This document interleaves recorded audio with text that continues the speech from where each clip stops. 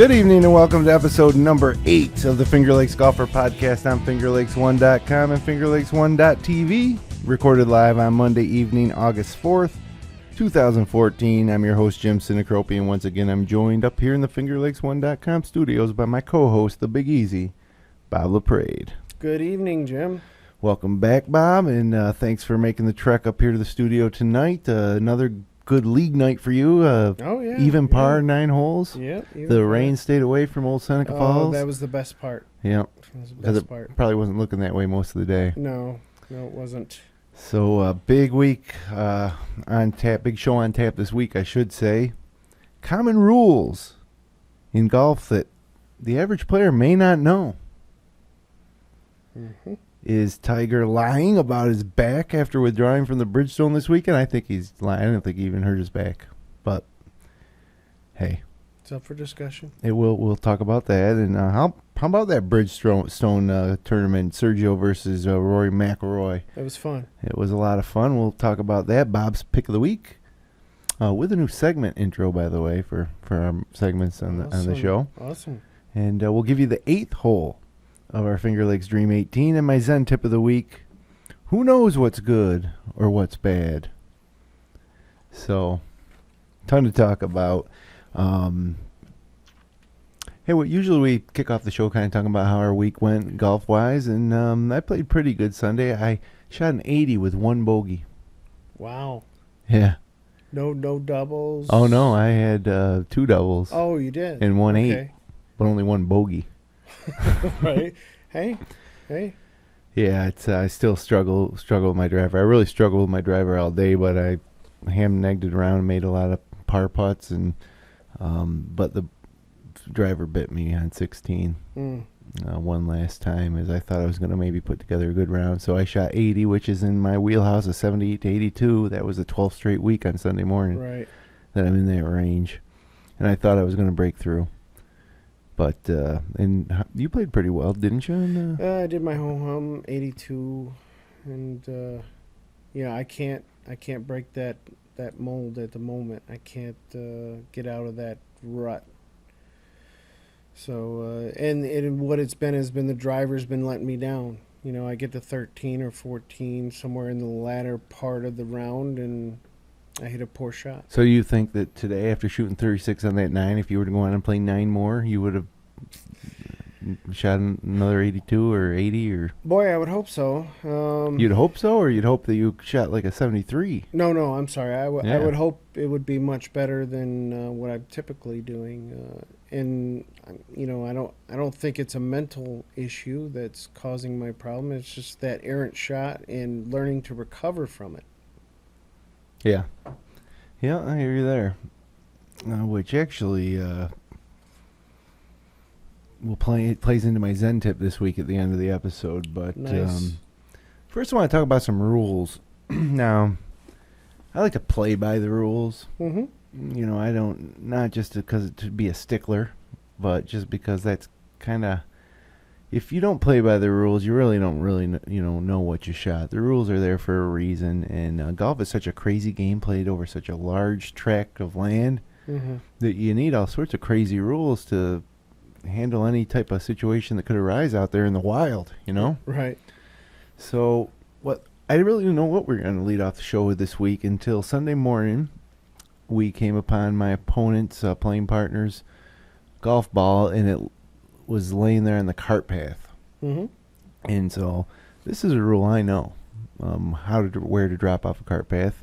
I was 100% sure of it, but there was some discussion, and I had to say, no, look, I'm 100% sure this is the rule. And it surprised me because that's a common thing that happens. Your ball ends up on a cart path, you got to take a drop. I think most golfers will just grab it, go off to the side and drop it and hit it. Mm-hmm. But the rule is, and actually I think I might have wrote it down here someplace, or maybe I didn't.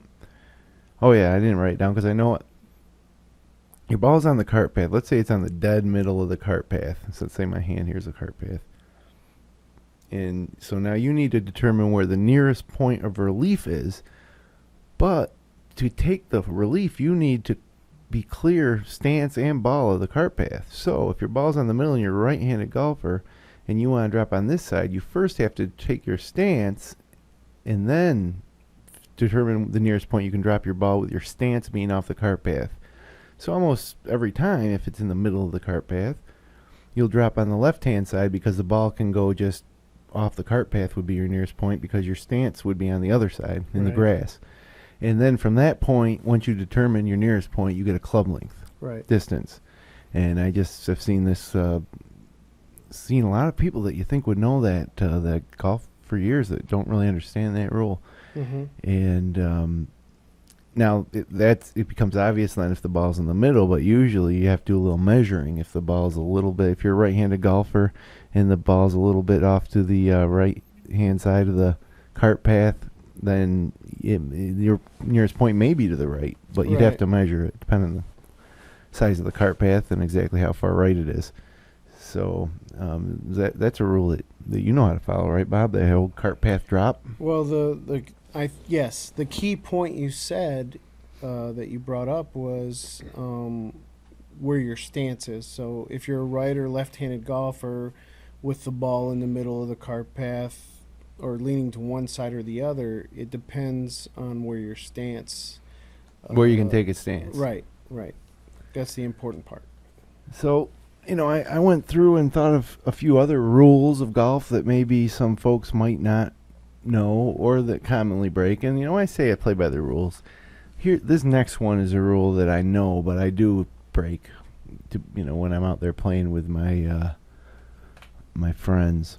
So, well, actually, it depends on how serious the match is, but do not ask advice from anyone except your partner or caddy, or give advice to anyone other than your partner.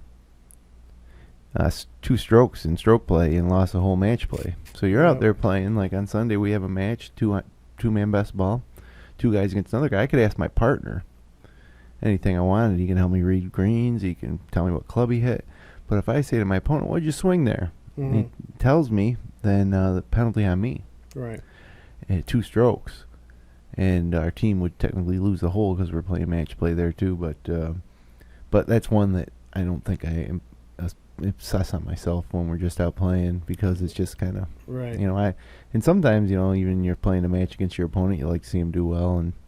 But I guess that would include even just giving advice of like you're walking from one green to the next and you're like, hey, why don't you try chipping with your 8-iron next time instead of your wedge when you're that close? That penalty. So were you aware of that rule? Yeah. And I know there's been some slight changes to that rule in the last few years as far as trying to get distances to a hole. If you're playing a par 3, I think there was some leniency now to where you can ask your opponents. If they have one of those radar? Right. Yeah, if they have a laser rangefinder or GPS device. I think the rule might be, and I'm not sure about this, but I think the rule might be if you have one, you need to share that. If you measure it, you have to announce it. Really? Or maybe not announce it, but you have to be willing to share Maybe. We'll find out for sure next week. Yeah, that'd be nice to know. Yeah. But I'm pretty sure you can ask, and if they tell you, it's not a penalty. They have the option not to tell you, but... Oh, well, we'll find out for sure for next week. But another rule. During a hole, you may practice swing, but not play a practice stroke. Between holes, you may practice chip or putt on or near the putting green. This is between holes of the last hole you played, or the tee on the next hole, but not from a hazard for whatever reason. That's 2-stroke penalty. Match play, loss of hole if you break that rule. That means that a lot of golfers think you just can't practice out on the course. But once a hole is completed, you can hit a practice putt. It's between holes. Like the rules of golf, basically when you tee off on a hole, the ball's now in play, and it's in play until you putt out. The point from where you putt out to when you reach the next teeing area and put the ball back in play, that's between holes. So during that time, if there's a little slow, you can chip around on the tee. You can hit a putt on the green you just finished. Is that match play or stroke? Stroke or match, it says really? here. Yeah. Wow. Now, if you had asked me, before this, I would have said that was just match. I thought that was just match, but it's good to know. that you couldn't practice. Well, match you could, but stroke you could not. I think well, here I am second guessing myself here, but you can't do it when a hole is in progress, only between holes. Yeah. And of course, you probably wouldn't want to do that if the course was crowded and groups were waiting on you. Yeah, but, for sure. Now here's one of the most basic of rules, and it's play the course as you find it. Don't improve your lie, the area of your intended swing, or your line of play by moving, bending, or breaking anything fixed or growing, except in fairly taking your stance or making a stroke. Don't press anything down or build a stance. 2-stroke penalty, match play, loss of hole.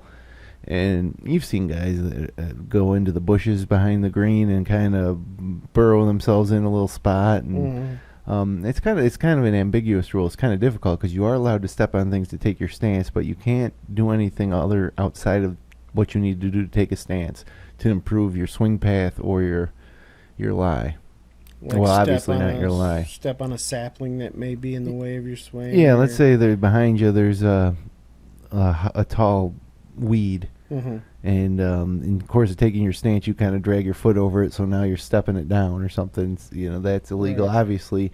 And also, a lot of people from the fairway, even if your ball's sitting there, you can't tamp the grass down behind it with your foot. Right. I've seen people do that. Mm-hmm. That falls under a violation of this rule I'm talking about here.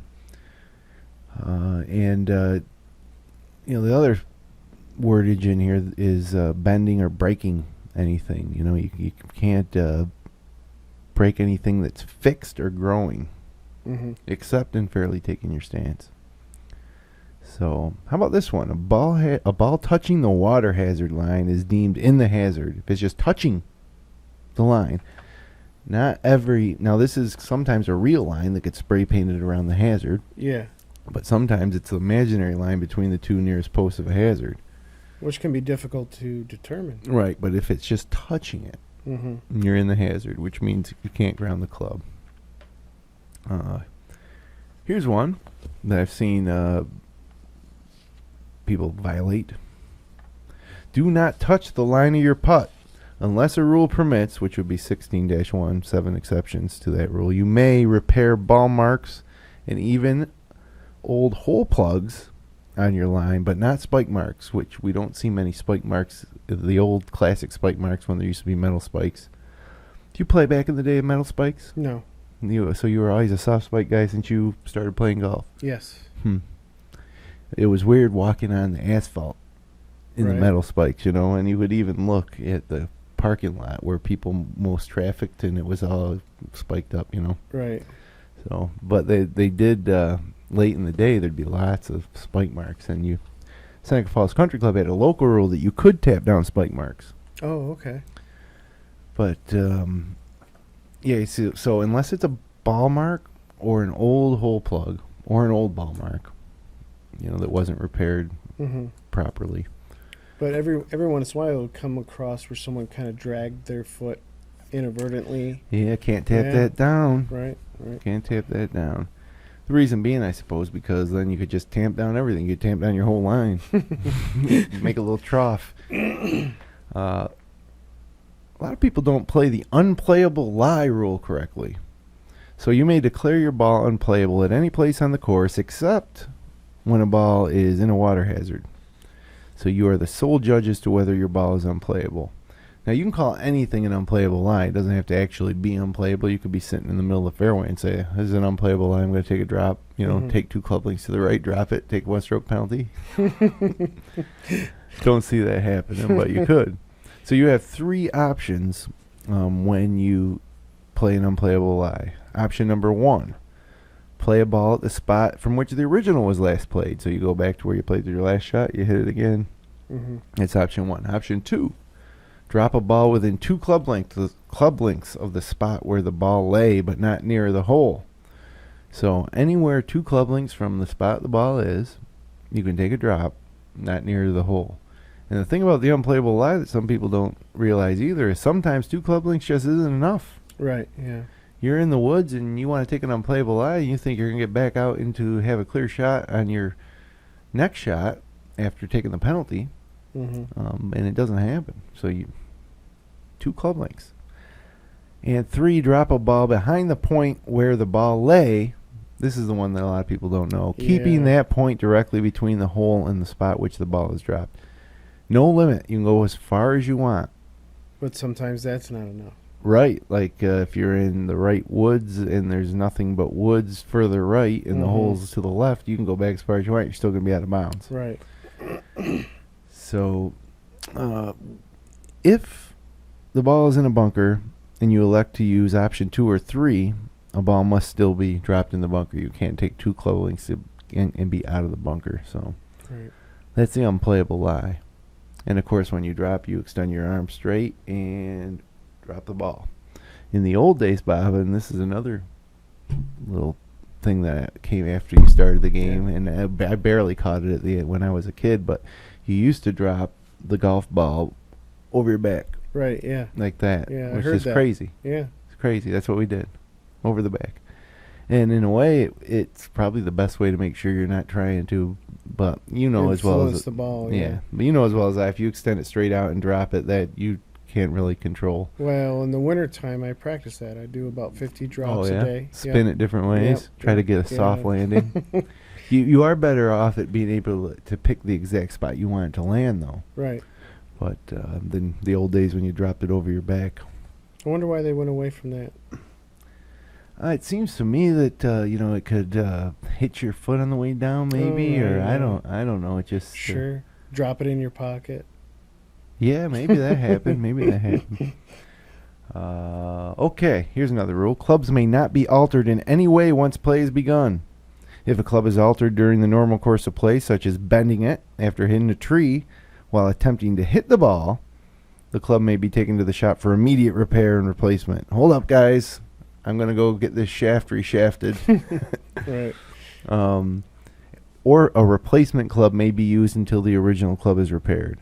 If the club is modified outside the normal course of play, however, such as breaking or bending it in a fit of anger, it must be taken out of play for the remainder of the match. Right. Yep. Should it be used again, the penalty is disqualification, whether match or stroke play. Sure. So you can take... If you break your club while playing a shot normally, you can replace it. I mean, you can straight up go into the pro shop and grab another one. You can go to your car, get another club. Well, I have a situation that is applicable to that. Is I have a 3-wood that likes to loosen up during the round. It has the screw on the bottom. It's an adjustable club. Right.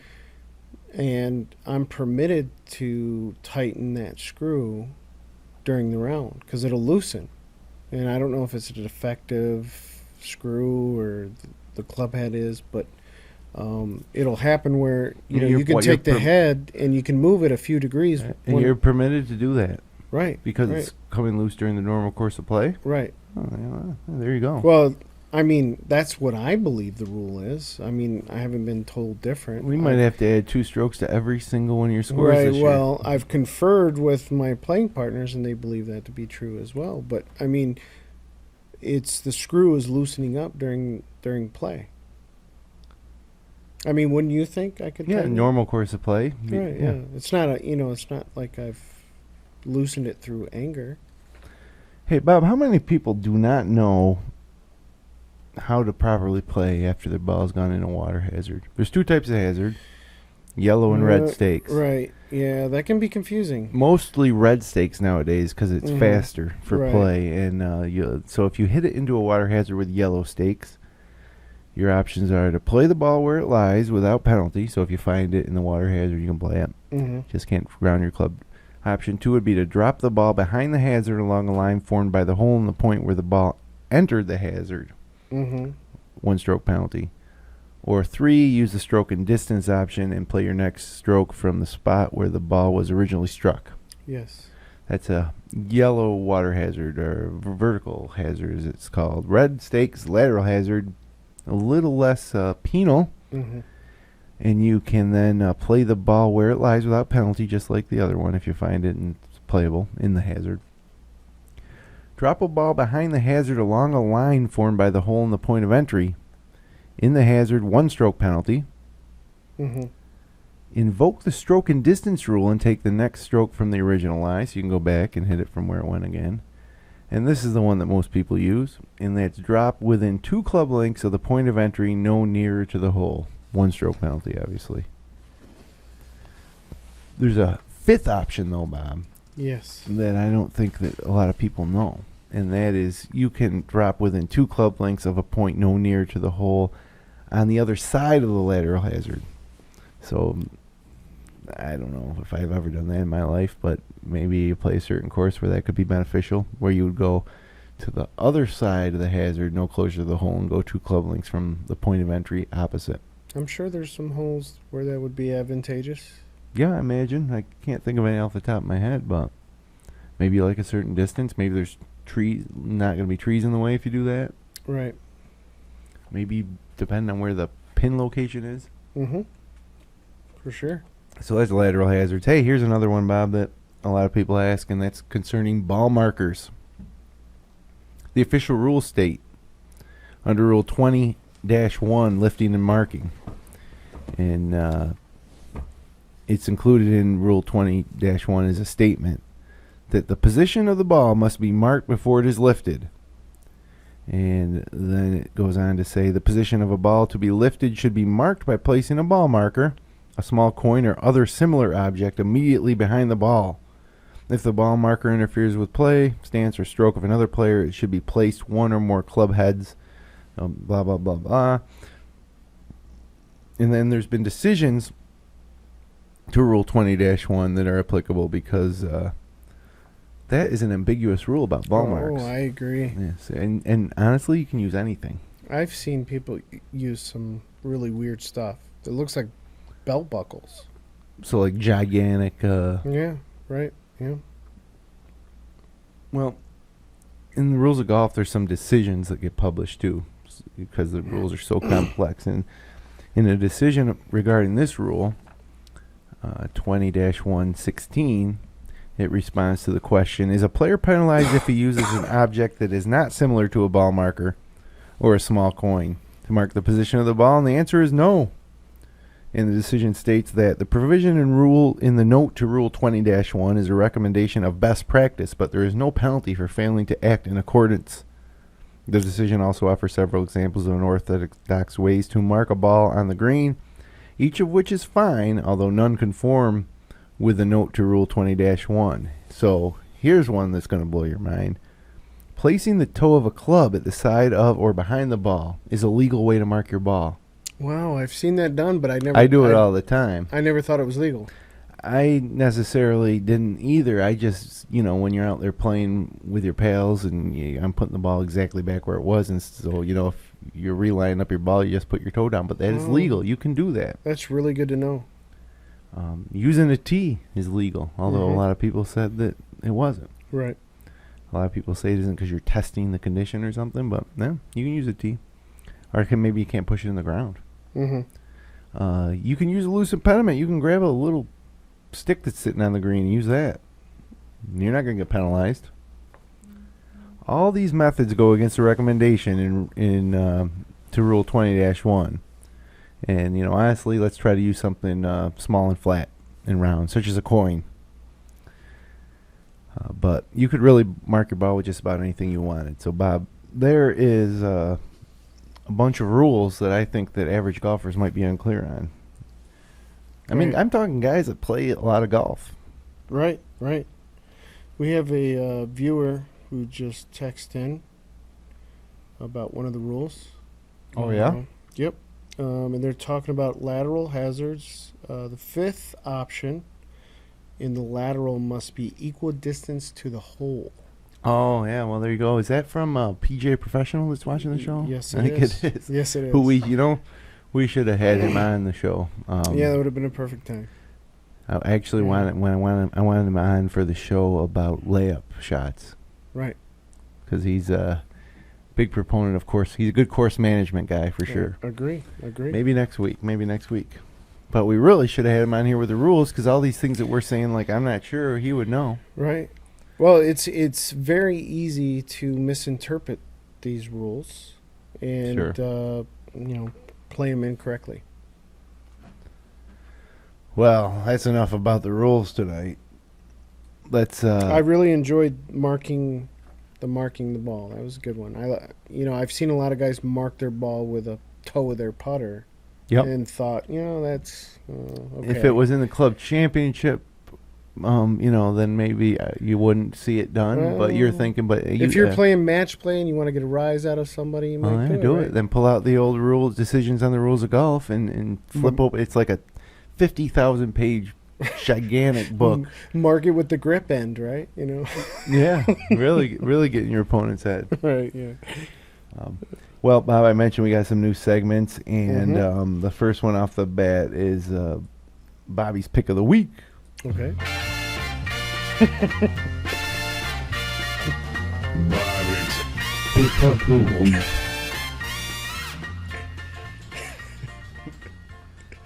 Nice one. Now, Bobby's Pick of the Week can be a product, a app, or a tip. And this week, for the first time, it's an actual tip. Yeah, right? You got a tip for everybody. And it involves putting and your eyeballs. Yes. Okay. Fill us in. Well, it basically has to do with your dominant eye when you're at address and you're lining up your putts. And what it means is, how you look at your line of your putt. If you're right eye dominant. And everybody's seen the trick where you hold the circle out in front of you that you make with your hands, and you look through that circle, and then you look with your right and your left eye, and whatever one moves will tell you which eye is your dominant eye. They both move. No. Oh, I see what you mean. Yeah. Wow. Wow, that's crazy. crazy. One should move. A little optometry here tonight. Yeah. So what you want to do is make sure that your dominant eye has a look at your line of the putt.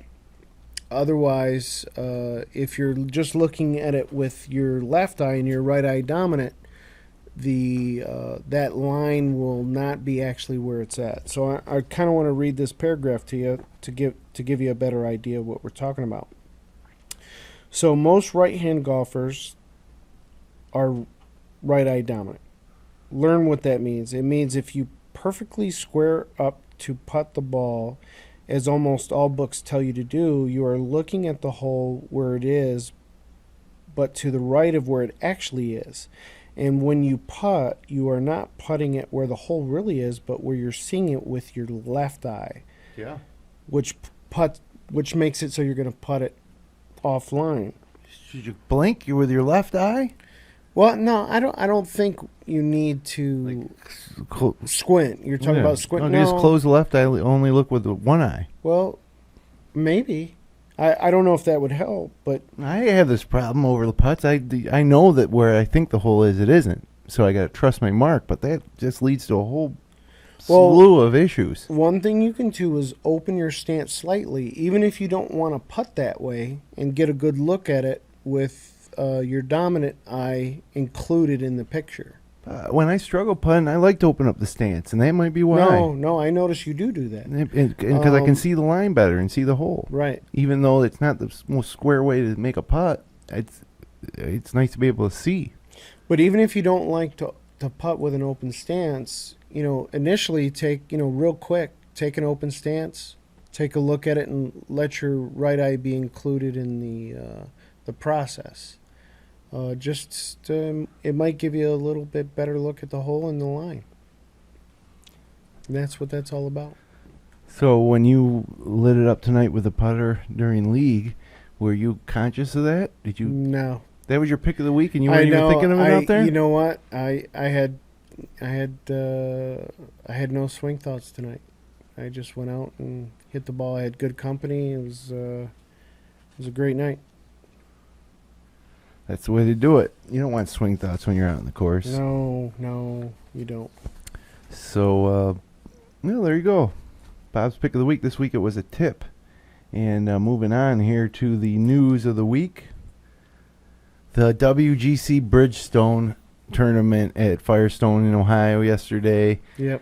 I kind of followed the leaderboard the first 3 days, but didn't turn on. For majors, Wednesday through Monday morning, I'm on the Golf Channel. Mm-hmm. These tournaments are great. Mm-hmm. And for some reason, I just followed the leaderboard. And then on Sunday, we had a little rain here locally. So instead of doing any lawn mowing or any other yard work, I found myself sitting inside the house, turned on the TV to CBS, and there's Sergio and Rory about to tee off. I'm like, this is awesome. And then right ahead of them, Justin Rose and Adam Scott. And yeah, I watched the whole thing, and it was fantastic to watch. And, Rory's legit. I mean, do you think Rory McIlroy could be about to make a Tiger-like run for the next 5-10 years? For sure. Why couldn't he? I mean, he's hitting the ball so great. I personally was rooting for Sergio on Sunday. I wanted to see him win, but Rory was just flawless. Just flawless. He hit the ball great, and for a guy his size to hit the ball so far it's unbelievable. And it got in Sergio's head, and Sergio, Rory goes birdie, birdie, birdie, birdie. First 4 holes, Sergio's lead's gone. Then Sergio starts spraying the driver, probably trying to keep up with him. Mm-hmm. And I'm starting to become more of a Sergio fan. I'm kind of rooting for him. I wouldn't mind seeing him win the PGA this week or win at Augusta, which I think he'll do eventually. He's only 34 years old. But, yeah, I mean, it's clear twice in a row now he just got mowed down by Rory McIlroy. Right. And when he was in position to win major big tournaments. And, even at the end, it was the same thing as at the British Open. Was he had opportunity to make putts down the stretch that would have put pressure on him.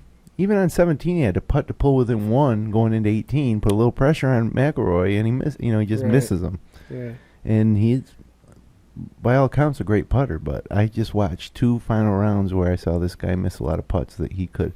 I mean, not 5-foot putts, he's not missing short putts, but he's got 15, 20, 25-foot putts that if he makes, put some pressure on McIlroy, and 2 big tournaments in a row, I see him come up empty. Absolutely. One thing I was also rooting for in that tournament coming down the stretch is, hoping Adam Scott and Justin Rose would kind of get into it and make it a little bit more interesting, but never happened. I mean, it's McIlroy is just playing so well right now. It's not funny. And where's the American golfers? Rose, Scott, McIlroy, Garcia. I mean, non-American in the bunch. And when have you ever, other than maybe Gary Player, had a guy like McIlroy who is poised to be as dominant as like a Tiger Woods or a Jack Nicklaus or an Arnold Palmer? Right. And, Ryder Cup coming up. It's, Yeah, it doesn't look good for the Ryder Cup team at the moment. Bradley made a little noise early, but, there wasn't a lot of Americans in the mix there. Now, one guy who was hoping to make the Ryder Cup team, hoping to be a captain's choice at Tom Watson, was Tiger Woods. But that's looking less likely now, Bob, wouldn't you say? He should absolutely not be a captain's pick. Absolutely not. Now, when I'm watching... Even without the back injury. Oh, yeah, I agree. But I'm watching all these players, Bubba Watson, Phil Mickelson, Nick Faldo on the coverage, and Jim Nantz, and the folks on ESPN, SportsCenter talking about this. And to me, it's almost like they're tongue-in-cheek, like they're just saying what they think they should say, but in the back of their mind, they're thinking, he's a quitter. His back didn't hurt. He walked off the course like a big baby. Mm-hmm. He said he jammed it on the second hole when he was in that bunker. Mm-hmm. To me, watching that replay, he didn't seem to jam anything.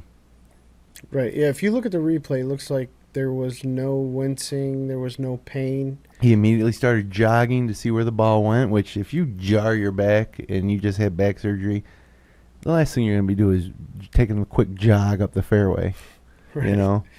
And, yeah. And this is a guy who won the U.S. Open on a broken leg. You know what I mean? Yeah. So...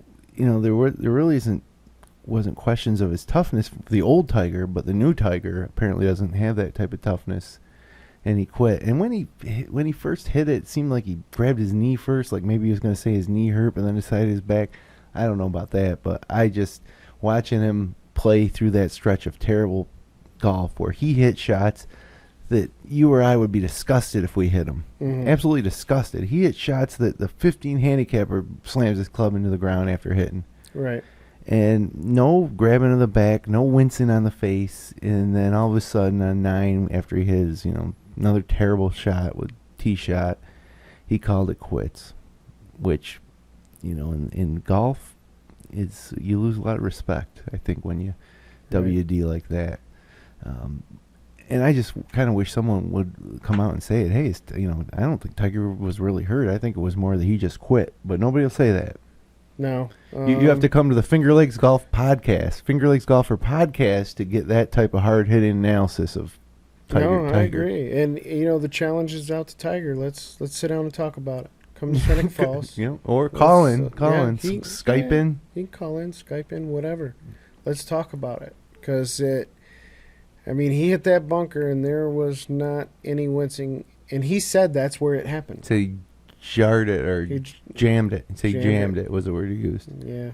Well, he went home quick. So the PGA Championship, the question is, Tiger going to play in the PGA Championship? And, I don't think so. I don't think he wants to put himself up to that type of scrutiny. But well, you know what? If he didn't hurt it, he should be there. Right. But I think it was more his feelings were hurt, not his back. Well, I hurt my feelings almost every Sunday. And, I think Tiger's done. I've said it before, and I'll say it again. I just don't see him winning another major. Does it? No. And I think part of it is he lifts too many weights. That seemed to have a detriment. The bigger he got, the worse his game got. Mm-hmm. The putting's not as good. His father died, which I think a lot of people underestimate maybe the impact that had on him. Tiger's kind of a loner guy. He doesn't have a lot of friends on tour, or he doesn't seem to have any buddies, So his dad he could go to for advice, and so I think that had an impact on him. And these injuries obviously are having an impact too. But when's it going to end? He's been injured, it seems, ever since he started playing bad. It's been injuries. Mm-hmm. Yeah. And keep changing his swing. He kept changing. He was the best player in the world. He wanted to change his swing. Right. I bet you couldn't even go back to his old swing now. It's gone. I think he'd be successful if he just got rid of all these swing guys. Yeah. And just go out and hit it. Just go play your own game. Play. Yeah. Just play. Just hit it. I think he's too messed up in the head for that. But how about the PGA? Who do you like this week? I'll give you. I'll give you my pick right now. Let's hear I'm going to give you 2 picks. Let's hear it. The first pick, usually the PGA is someone under the radar. It might win their major and then never win another major again, like a Sean McKeel type of guy. Yep. So I'm going to go with Boo Weekley. Boo Weekley. Wow. Yeah. Okay. He played on the Ryder Cup team when it was at Valhalla, and he won all his matches.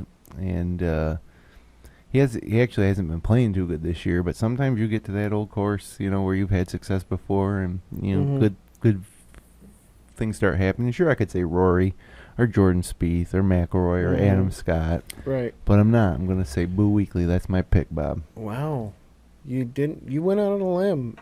I wasn't going to do that. I was going to be safe. Who do you think's going to win? Well, I'd like to hear 2 more for you, because I'd like to pick 3, and let's have you pick 3. Sergio Garcia, even though I just said all this stuff about him failing, I think that with each one of these things, he's getting a little bit more. It's going to get to the point where he's maybe not going to feel as much pressure, because it's just, he's been down that road before, and the pressure's really off him. It actually might be more on McIlroy at that point. Mm-hmm. So he may just, if he just gets a little hot with a putter in a 4th round, he's playing as good as anybody in the world. He was there in the final group at the British Open and in the World Golf Championship, 2 of the best fields you can have. Right.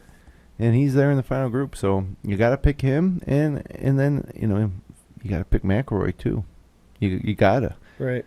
You got other guys like Keimer, Right. Yeah. who was playing great, obviously, win the U.S. Open. But those are my 3. Boo Weekley, Sergio, or Rory. Those are good ones. Boo Weekly was, I wouldn't have guessed you would have picked him. Yeah, But we'll see how that works out. Right, well, you never know, right? He may play well.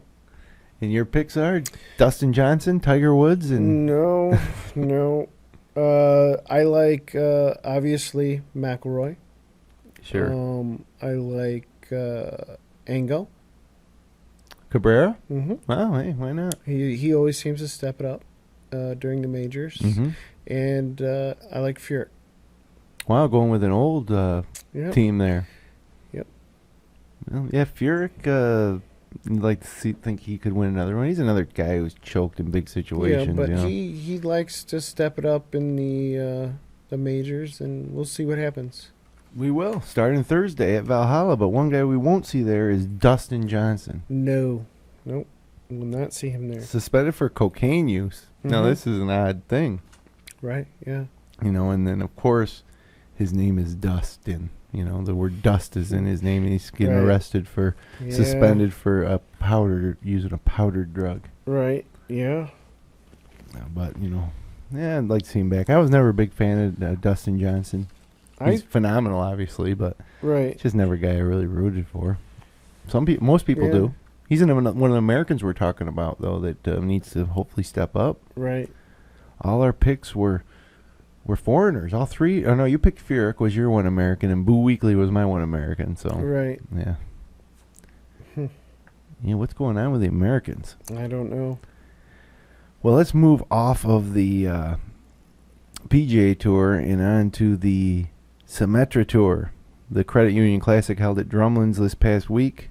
Yes. And featured Veronica Felibert with a 6 under par, 65 final round at Drumlins.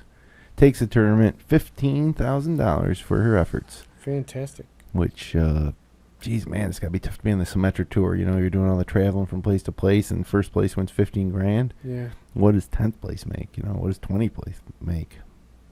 That's a serious journey, women, right? Yeah, and then Working hard. the prizes you got in the LPGA Tour, which is struggling purse-wise a little bit, too. I mean, being a woman golfer is tough.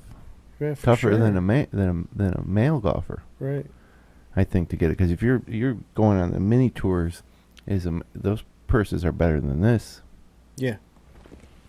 Well, hey, Geneva High grad Matt DeJohn is now an alumni of Central Connecticut University because he graduated back in May.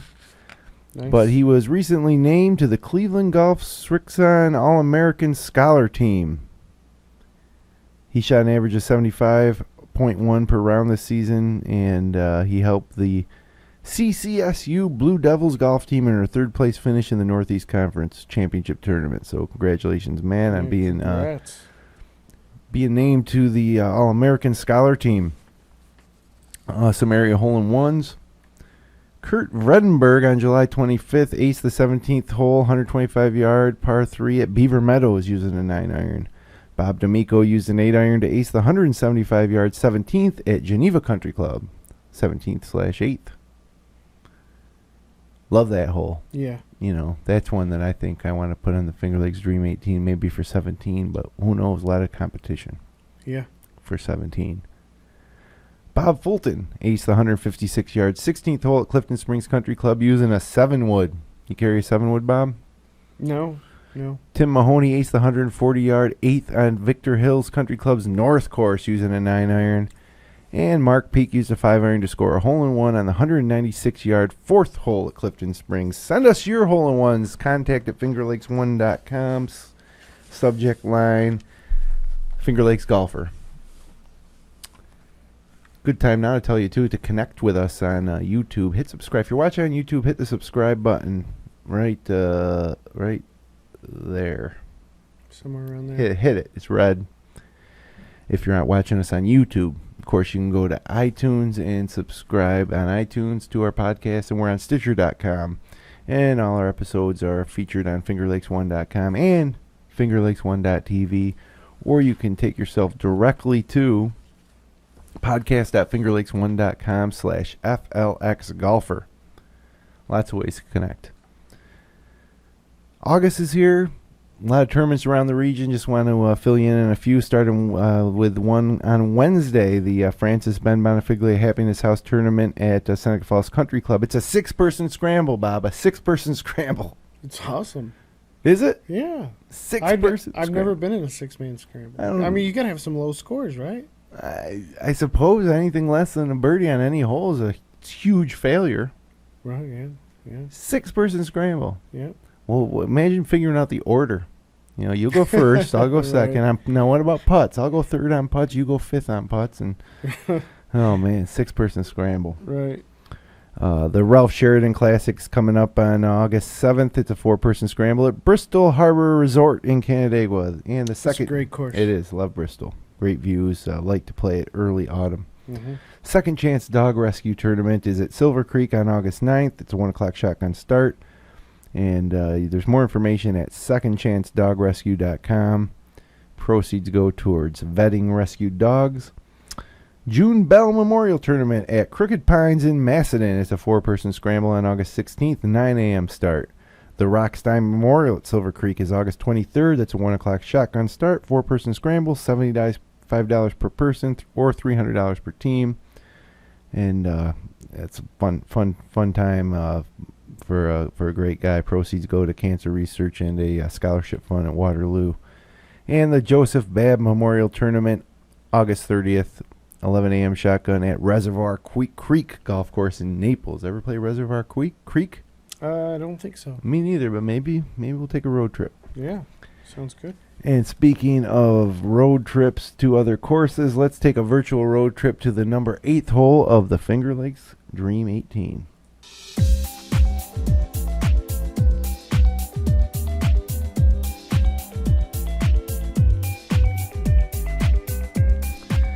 And the 8th hole of the Finger Lakes Dream 18 takes us to Auburn, New York, and Highland Park Golf Club. It's a 508-yard par 5 slight dogleg right. And I love it. It's a great hole. It is a good hole. It's a par 5, 8th hole we're almost rounding out the front 9. And let me pull up a little image of it there for you now. That's the green side. Reachable hole, but as you can see, there's water in front, except for that little land bridge. Although there's some rocks in there, it's not like 100%. You can't just roll it through there. Of course, you'd really have to be confident in your accuracy to try to roll one through that gap. Right.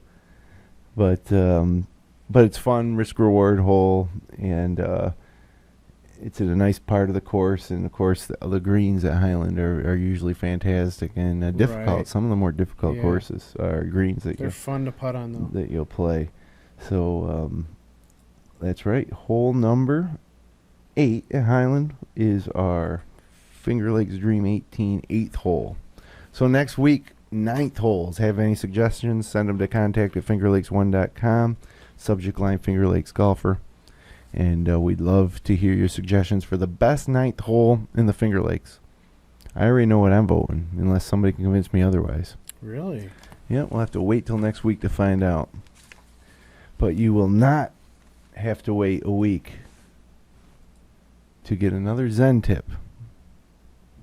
We got an intro? New in the new segment intro. Nice. It's our Zen tip of the week. Zen tip of the week. I love it.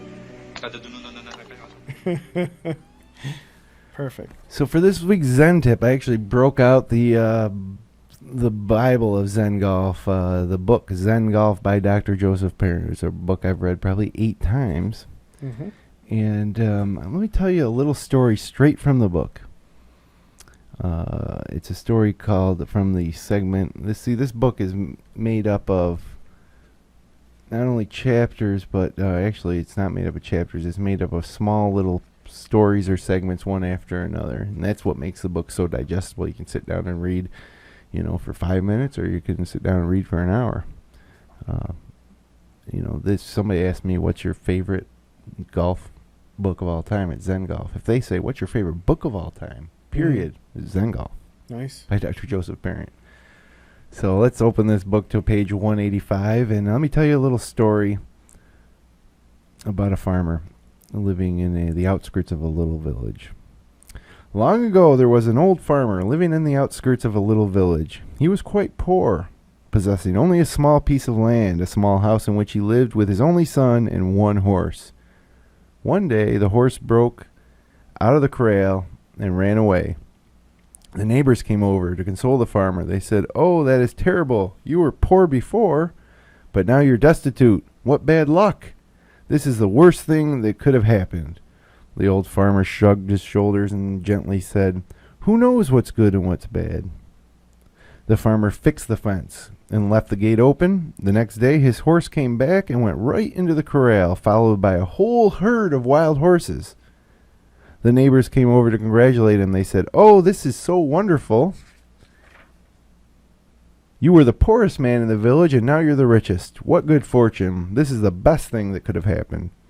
The old farmer shrugged his shoulders and again said, "Who knows what's good and what's bad?" The next day, his son was working to tame the new wild horses. One of them bucked, and he fell off, breaking his leg. The neighbors again came over. These neighbors are really nosy. Anything something goes down, they're over there. They're living a little too close. And they came over and said, "Oh, this is so terrible.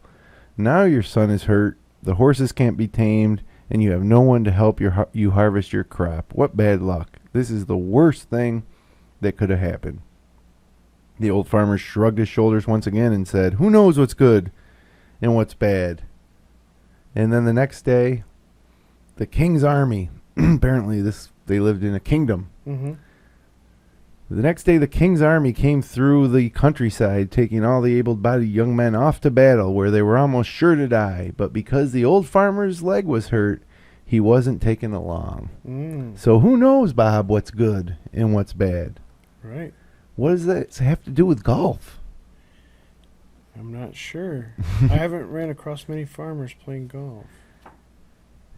The point, how this applies to golf is, you could be on the third hole of the day and you could shank one right into the woods. I've seen you do it. I've done it. Oh, yeah. Yeah. And you could think, this is the worst thing that could have happened. Mm-hmm. My day's ruined. But honestly, who knows what's good or what's bad? If you take that attitude and just play on, you may knock a shot in you may make a hole in one later that day. Or you may go on to birdie 3 of the next holes. Things that you probably never would have done if that didn't first happen. Right. Conversely, you could roll in on your first 3 holes. You could roll in a 30-footer on 2 and a 40-footer on 3, and you could be, this is the best start ever. I can't miss today. I'm on fire. And then later that day, you lip a putt. You hit a ball that looks like it's going to be in good shape. It kicks dead left into a hazard, and who knows, Bob, what's good or what's bad? So you shouldn't judge the things that happen on the golf course as being good or bad necessarily. They just are things that happened. And at the end of the day, you're probably going to have as much good or bad happen to you through the course of your golfing. Probably more bad than good.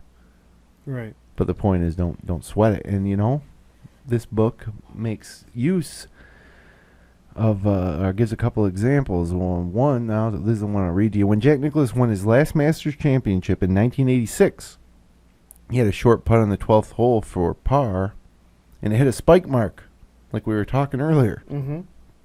It veered offline, giving him a bogey. Now that seemingly bad occurrence fired him up a little.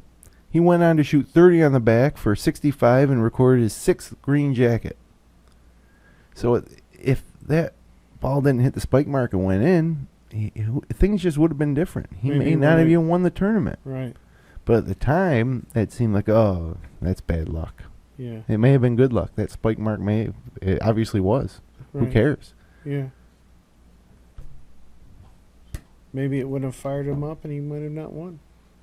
Or just everything would have been different. You just don't know. Yeah. You just don't know. Right. But too often, I think on the golf course, we say to ourselves, oh, that's the worst thing that could have happened. Or, oh, man, that's awesome. That's the best thing that could have happened. Who knows what's good or bad? Till you're done. Yep, that's the Zen tip of the week. I like it.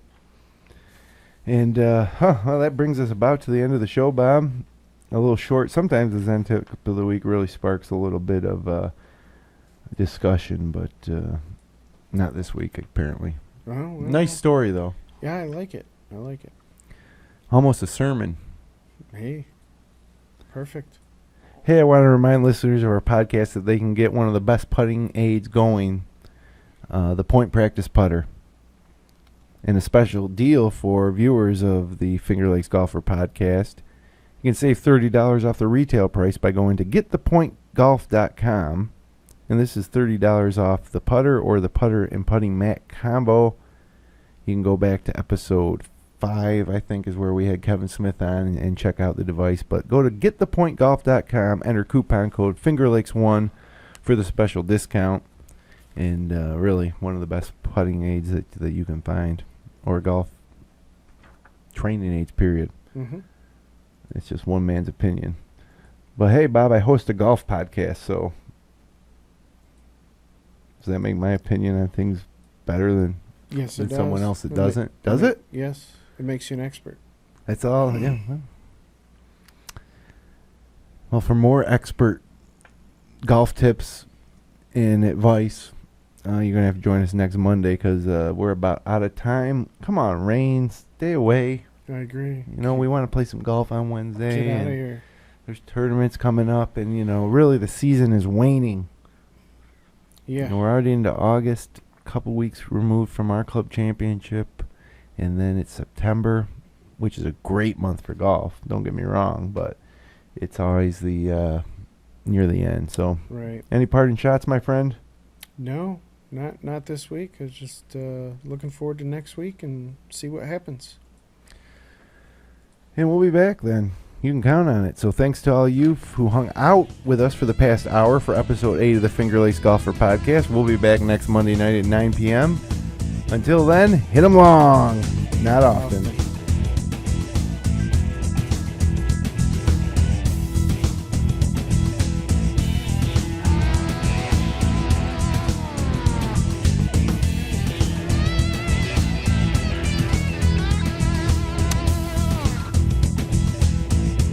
Support great local content like this by becoming a patron of FingerLakes1.com. Visit patreon.com/FL1.